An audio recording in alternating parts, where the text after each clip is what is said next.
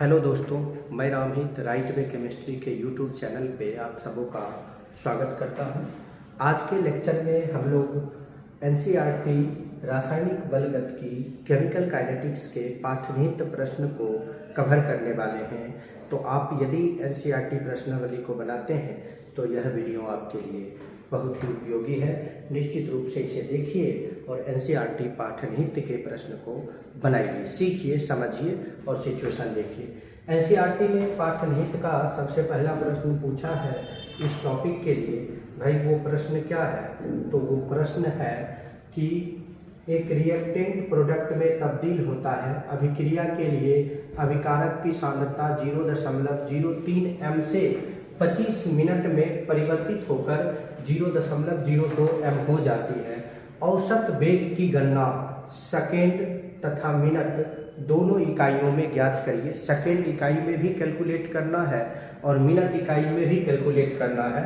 हालांकि हमने यहाँ पर आंसर केवल सेकेंड इकाई में दिया है, मिनट इकाई आप खुद से कैलकुलेट कर लेंगे। देखिए पहले होता क्या है। एक रिएक्टेंट है, वह प्रोडक्ट में तब्दील हो रहा है। इसका शुरुआती कॉन्सेंट्रेशन है कितना है? तो 0.03 m है। बाद में यह कॉन्सेंट्रेशन घट के हो जाता है 0.2 m हो जाता है। और ऐसा होने में वक्त लगता है, समय लगता है। सर कितना मिनट का समय लगता है? तो 25 मिनट का समय लगता है। इस 25 मिनट को यदि हम सेकेंड में बदलेंगे तो 25 गुना 60 सेकेंड हो गया। अब कहता है औसत वेग निकालिए, आर निकालिए, क्या होगा? तो आर बराबर सूत्र होता है रिएक्टेंट यानी अभिकारक का सांद्रता समय के साथ घटता है और उत्पाद का सांद्रता समय के साथ बढ़ता है। तो जब कभी भी अभिकारक के सांद्रता के सापेक्ष वेग को निकालेंगे तो निगेटिव साइन यूज किया जाता है। चलिए हम भी निगेटिव लिख लेते हैं, माइनस, और इसमें जो भी इसके आगे होगा उससे डिवाइड किया जाता है, उसको गुणांक कहते हैं, अभिकारक गुणांक। तो वो है नहीं, छोड़ देते हैं, 1/1 कोई फर्क पड़ेगा नहीं। माइनस डेल आर बटा डेल टी, ऐसा हम इसमें यूज करने वाले हैं। तो इसी को लिख देंगे माइनस। अब डेल आर का वैल्यू क्या होगा? C2 माइनस C1, ये डेल आर का वैल्यू हो जाएगा C2 minus C1 upon del T. तो भाई मेरे डेल टी का वैल्यू है 25 गुना 60। डेल टी का वैल्यू है 25 गुना 60। चलिए अभी नहीं रखते, बाद में रखेंगे, जब दोनों वैल्यू को हम रखेंगे तो रखेंगे ऐसा करके ना। तो यहाँ पर हम लिख लेते हैं C2 minus C1 upon del T. अब फाइनली इसमें आप वैल्यू को पुट कर दीजिए और कैलकुलेट कर लीजिए। R बराबर माइनस C2 का वैल्यू है 0.02 और C1 का वैल्यू है 0.03 बटा 25 गुना 60।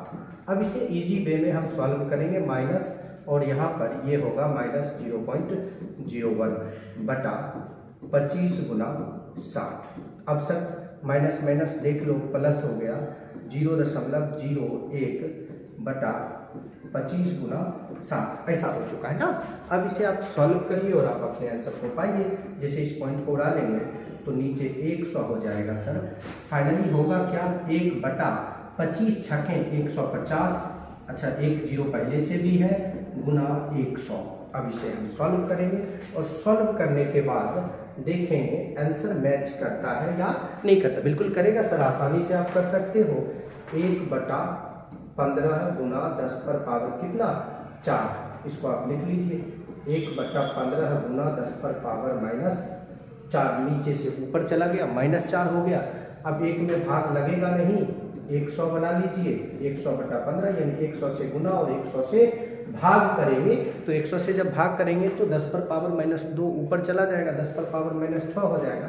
अब 100 में 15 से डिवाइड कर लीजिए तो जो है उतना गुना 10 पर पावर माइनस 6 मोल प्रति लीटर प्रति सेकेंड आपका आंसर आना चाहिए। अब सॉल्व करके देख लीजिए, यहाँ आंसर दिया हुआ है, आंसर मैच हो रहा है या फिर नहीं हो रहा है।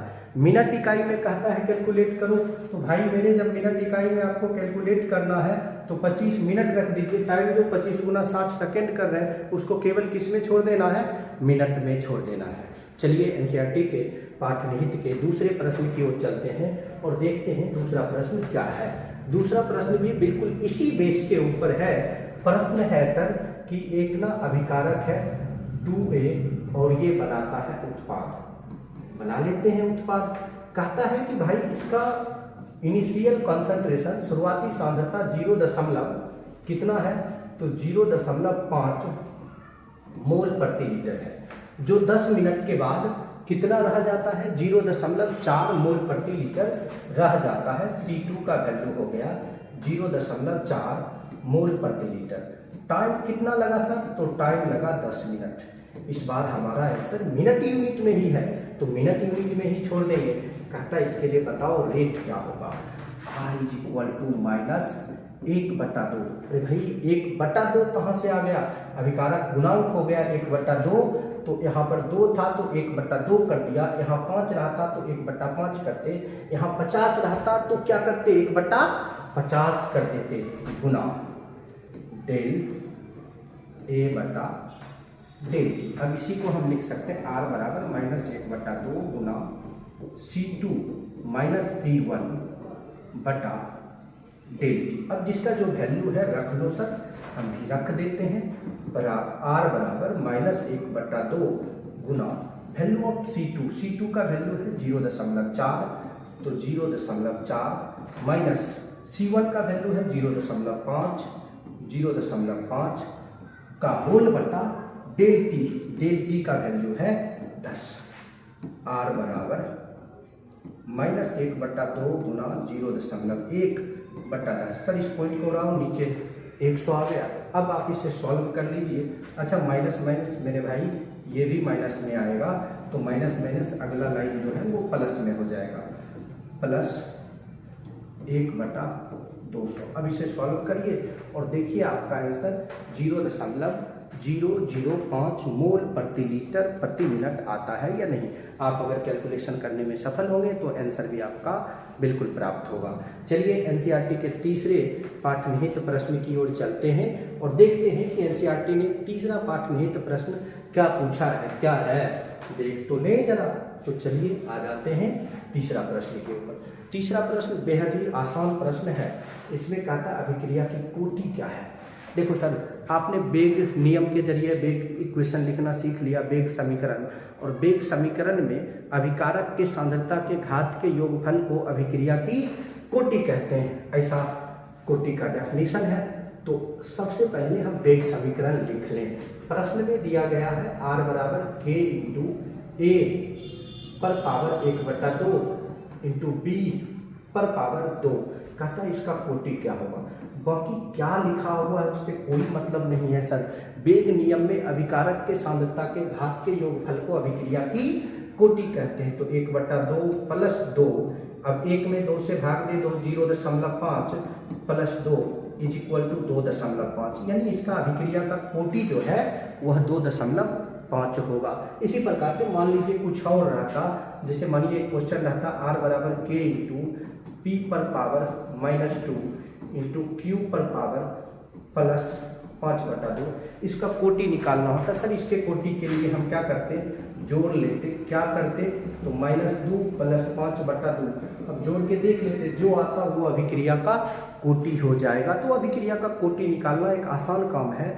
अब इसका मतलब ये नहीं कि इसके क्वेश्चंस नहीं होते। एनसीईआरटी ने क्वेश्चन राइज किया है, बहुतों बार आप देखेंगे, चाहे किसी भी बोर्ड में हो, किसी भी स्टेट बोर्ड में हो या सीबीएसई बोर्ड में हो, उसके क्वेश्चंस पूछे जाते हैं। आसान है लेकिन क्वेश्चंस इसके निश्चित रूप से पूछे जाते हैं। चलिए अगला क्वेश्चन पर चलते हैं। एनसीईआरटी ने पाठनिहित का अगला प्रश्न जो लिखा है वो क्या लिखा है, अणु x का y में रूपांतरण द्वितीय कोटि के बलगतकी के अनुरूप होता है यदि x की सांद्रता 3 गुनी कर दी जाए, x की सांद्रता बढ़ाकर 3 गुना कर दें तो फिर क्या होगा, सांद्रता 3 गुनी कर देने पर y के निर्माण होने के वेग पर क्या प्रभाव पड़ेगा, बताओ।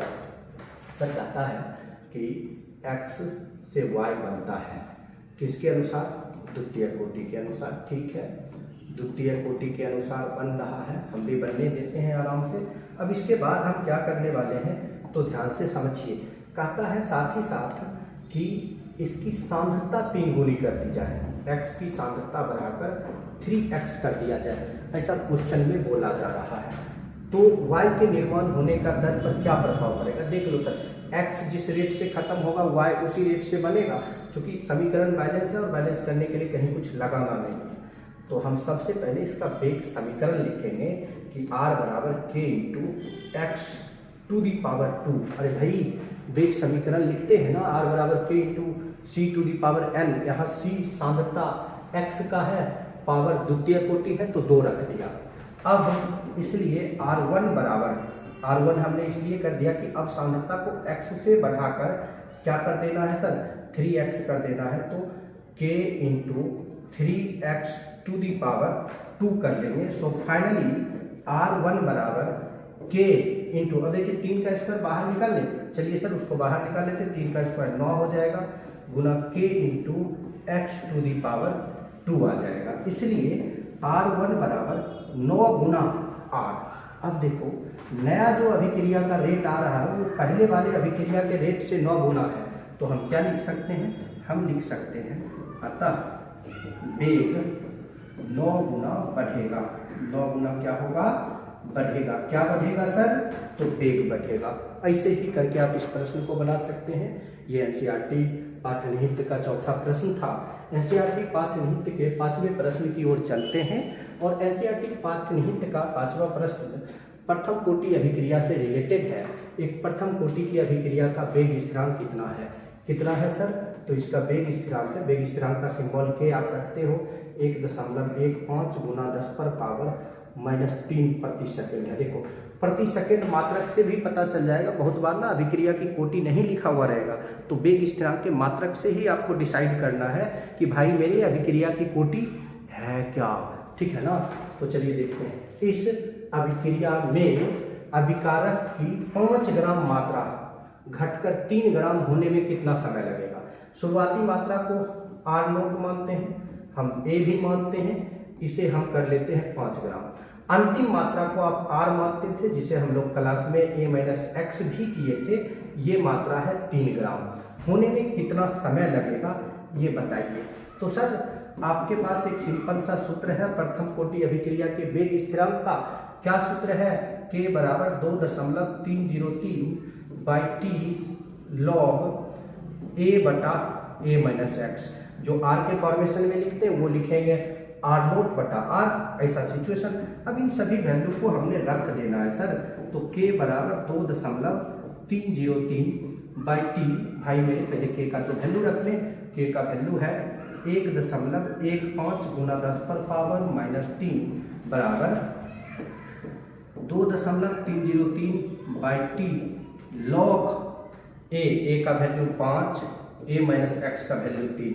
कुछ नहीं, बस अब इसे सॉल्व करना है। इजी वे में ये सॉल्व भी हो जाता है। आसानी से जब सॉल्व करेंगे तो देखिए आपको टाइम निकालना है, टाइम को लेफ्ट कर देंगे और ये यानी टाइम उस तरफ राइट साइड में डिवीजन सेक्शन में है, लेफ्ट साइड में आएगा तो मल्टीपल सेक्शन में हो जाएगा।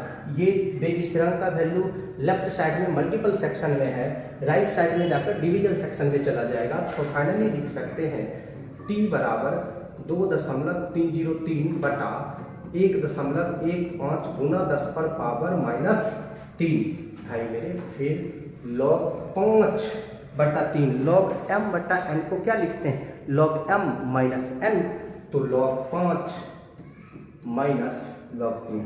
अब आप केमिस्ट्री सीख रहे हैं, फिजिक्स सीख रहे हैं, तो आपको log 1 से 10 तक का वैल्यू तो कन्फर्म याद होना ही होना चाहिए, ठीक है ना। चलिए देखते हैं t बराबर 2.303 बटा 1.15 गुना 10 पर पावर -3 और log 5 का वैल्यू है सर 0.6991, log 3 का वैल्यू है 0.4771। हमें उम्मीद है कि निश्चित रूप से आप इसको सॉल्व कर लेंगे और सॉल्व जैसे ही करेंगे तो प्रॉपर आपका जो आंसर है वो आंसर बिल्कुल एग्जैक्ट मैच कर जाएगा सर। एक बार देखते लिए करके अब कर देते हैं 2.303 बटा 1.15 गुना 10 पर पावर -3 गुना, अब देखिए जैसे ये दोनों सॉल्व करके लिखेंगे तो 0, भाई 9 में से 7 गया 2, फिर यहाँ पर क्या आ जाएगा, यहाँ भी आ जाएगा 2, 0.222 आ गया। बस अब इसको सॉल्व करिए, सॉल्व करने के बाद इतना सेकेंड आपका आंसर होगा। आंसर है आपका 444 सेकेंड। निश्चित रूप से सॉल्व करके देखिए आंसर मैच करता है या नहीं करता है। चलिए एनसीईआरटी पाठनिहित के 5वां के बाद छठा प्रश्न की ओर चलते हैं और देखते हैं एनसीईआरटी ने पाठनिहित में छठा प्रश्न क्या लिखा है। छठा प्रश्न एक बहुत ही आसान, बेहद आसान प्रश्न है, भले ही पढ़ने में आपको लंबा चौड़ा प्रश्न लगता हो। प्रश्न दिया है SO2Cl2O अपनी प्रारंभिक मात्रा से आधी मात्रा में वियोजित होने में 60 मिनट का समय लगता है। सर किसी भी चीज़ को आधा पूरा होने में या आधा वियोजित होने में जो समय लगेगा उस समय को हम आप लोग क्या कहेंगे, टी हाफ कहेंगे। तो टी हाफ इसका दे दिया है, कितना दे दिया है सर, 60 मिनट दे दिया है। अच्छी बात है। यदि अभिक्रिया प्रथम कोटि की हो, फर्स्ट ऑर्डर का रिएक्शन हो, तो वेग स्थिरांक की गणना करें। के बताइए सर के क्या होगा, और हमारा आंसर जो है वो सेकेंड इकाई में दिया है, तो हम बेझिझक इसको सेकेंड में बदल देंगे। मिनट को सेकेंड में बदलने के लिए 60 से गुना करते हैं, तो 60 गुना 60। अब देखो सर टी हाफ का फॉर्मूला आपने प्राप्त किया, क्या भाई, टी हाफ बराबर 0.693 बटा के। आसानी से सभी वैल्यू को पुट करिए। टी हाफ बराबर 0.693 बटा भाई मेरे के का वैल्यू, तो कोई के का वैल्यू 60 गुना 60 प्रति सेकंड। सॉल्व करिए और आंसर पाइए। आप निश्चित रूप से अगर सॉल्व करने में सफल होंगे तो आंसर तक पहुंचने में भी सफल होंगे। कैलकुलेशन करना आपका काम है, मैं केवल आपको प्रोसेस दे सकता हूं। चलिए अगला प्रश्न पे चलते हैं। एनसीईआरटी का अगला प्रश्न है, एक लैंग्वेज बेस्ड क्वेश्चन है। कभी कभार एनसीईआरटी फिजिकल के अंदर भी लैंग्वेज बेस्ड क्वेश्चन लिखती है। तो चलिए देखिए क्वेश्चन है, ताप का वेग स्थिरांक पर क्या प्रभाव होगा। अरे भाई कहता है कि ताप अगर बदलेगा तो वेग स्थिरांक कैसे बदलेगा। देखो कुछ बातें याद करो, आप अपने मेमोरी में लाओ। आपने क्या पढ़ा था कि ताप में वृद्धि के कारण वेग स्थिरांक बढ़ जाता है, तो वेग स्थिरांक बढ़ता है। अब कितना बढ़ता है, तो मोटे तौर पर हमने आपको बताया, या आपने कहीं भी पढ़ा तो पढ़ा है बिल्कुल, कि ताप अगर 10 इकाई तक बढ़ा दिया जाए तो वेग स्थिरांक लगभग 2 गुना हो जाता है। देखो भाई लगभग 2 गुना होता है, एग्जैक्ट 2 गुना होगा ऐसा कोई ज़रूरी नहीं है। एग्जैक्ट कितना होगा इस बात का जो एक्सप्लेनेशन है, व्याख्या है, वो व्याख्या करता है कौन, तो उस व्याख्या को प्रस्तुत करता है आर्हेनियस का समीकरण। तो हम लिखेंगे सामान्यतः ताप में 10 डिग्री सेल्सियस तक की वृद्धि करने पर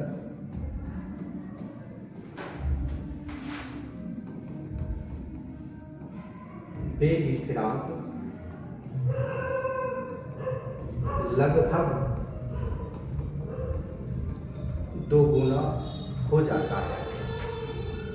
ठीक है, वेग स्थिरांक लगभग क्या हो जाता है, 2 गुना हो जाता है। वेग स्थिरांक पर ताप के प्रभाव का गणना किस समीकरण के सहायता से, आर्हेनियस समीकरण के सहायता से किया जाता है। अब यहाँ पर ना सर आर्हेनियस समीकरण आपको लिखना पड़ेगा। आर्हेनियस का समीकरण है क्या, तो आर्हेनियस का समीकरण है K बराबर A इंटू ई पर power minus EA upon RT, या आप दूसरा फॉर्मेशन में भी लिख सकते हैं K बराबर A into 10 to the power minus EA upon 2.303 RT।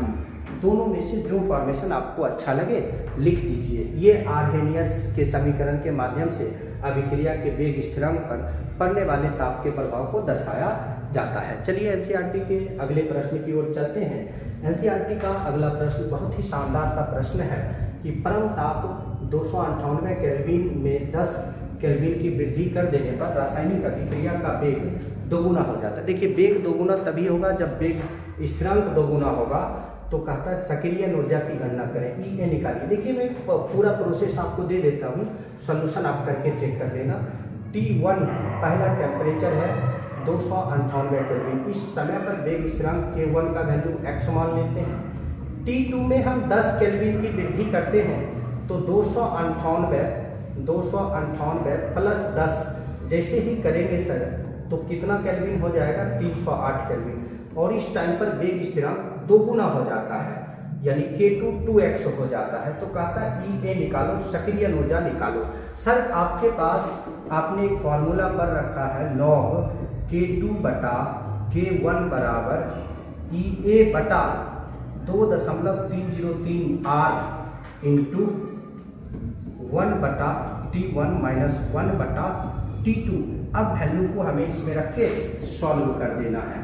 तो लॉग K2 का वैल्यू 2x, K1 का वैल्यू x बराबर ई ए बटा 2.303 गुना R का वैल्यू 8.314 इंटू 1 बटा T1 का वैल्यू 298 माइनस 1 बटा T2 का वैल्यू 308। अब ना सर इसे इजी वे में आपको सॉल्व करना है, सॉल्व करके देखना। देखो x x कैंसिल हो गया, log 2 का वैल्यू कितना होता है, तो log 2 का वैल्यू होता है सर 0.3010 बराबर ई ए बटा, अब 2.303 गुना 8.314 को जब आप सॉल्व करेंगे तो बार बार ये वैल्यू आता है, तो आप ध्यान में रखने का प्रयास करिए। 19.147 गुना, अब इसका एलसीएम करोगे सर तो एलसीएम कितना होगा, 298 गुना 308, ये इसका एलसीएम हो जाएगा। और ऊपर घटेगा क्या, 308 माइनस 298, 308 माइनस 298। अब प्रॉपर रूप से ना इसे सॉल्व कर दीजिए और देख लीजिए कि इसके फाइनल वैल्यू क्या आ पा रहे हैं आपके पास, और आसानी से आंसर तक पहुंच जाएंगे। सो इसे लिख सकते हैं 0.3010 ई ए बटा 19.147 गुना 10 बटा 298 गुना 308। फाइनली सर हमें ई ए चाहिए, तो ई ए बराबर 0.3010 गुना 19.147 गुना 298 गुना 308 बटा कितना 10, ये आंसर आएगा सर जूल प्रति मोल में। अब गुना करके देखना आपका काम है जूल प्रति मोल में, लेकिन हमारा आंसर है किसमें, किलो जूल प्रति मोल में। तो जो भी आ जाए जूल प्रति मोल में उसको किलो में बदलना है, तो 1000 से हम क्या करेंगे, भाग दे देंगे। भाई मेरी जूल को अगर किलो जूल में बदलना है तो एक क्या करेंगे, जैसे x जूल है, x जूल को हमें किलो जूल में बदलना है तो x बटा 1000 कर देंगे, तो ये आंसर हमारा आ जाएगा किलो जूल में। वही बात मैं यहाँ बोल रहा हूँ कि जो जूल में आएगा जूल प्रति मोल में, उसमें हम 1000 से भाग दे देंगे तो आंसर हमारा फाइनली प्राप्त होगा किलो जूल प्रति मोल में। चलिए अब चलते हैं एनसीईआरटी पाठ्यनिहित के अंतिम प्रश्न के ऊपर कि एनसीईआरटी ने पाठ्यनिहित में अंतिम प्रश्न क्या पूछा है। बहुत ही आसान सा प्रश्न है लेकिन थोड़ा जटिल कैलकुलेशन टाइप का है। अच्छा देखिए बीच बीच में डीजे का आनंद लीजिए, उधर से थोड़ा बहुत साउंड जा रहा होगा आपको, मजे लीजिए, क्वेश्चन भी पढ़िए, टेंशन की बात क्या है। देखिए कहता क्या है कि 581 केल्विन ताप पर टेम्परेचर है, 581 केल्विन ताप पर अभिक्रिया 2H जो गैस HI जो गैसेस स्टेट में है कन्वर्ट होता है हाइड्रोजन प्लस आयोडीन के लिए। सक्रियण ऊर्जा का बॉन्ड एक्टिवेशन एनर्जी का जो वैल्यू है वो है 209.5 किलो जूल प्रति मोल। भाई मेरे सबसे पहले तो इसको जूल प्रति मोल में लाओ, 1000 से गुना करो। शानदार आवाज़ आ रही होगी डीजे का आप लोगों को, लो आनंद लो भाई डीजे का। तब तक हम आराम से सॉल्व कर रहे हैं, आप देखते रहो, फिर लास्ट में एक ही बार बतला देंगे आपको। 0.5 गुना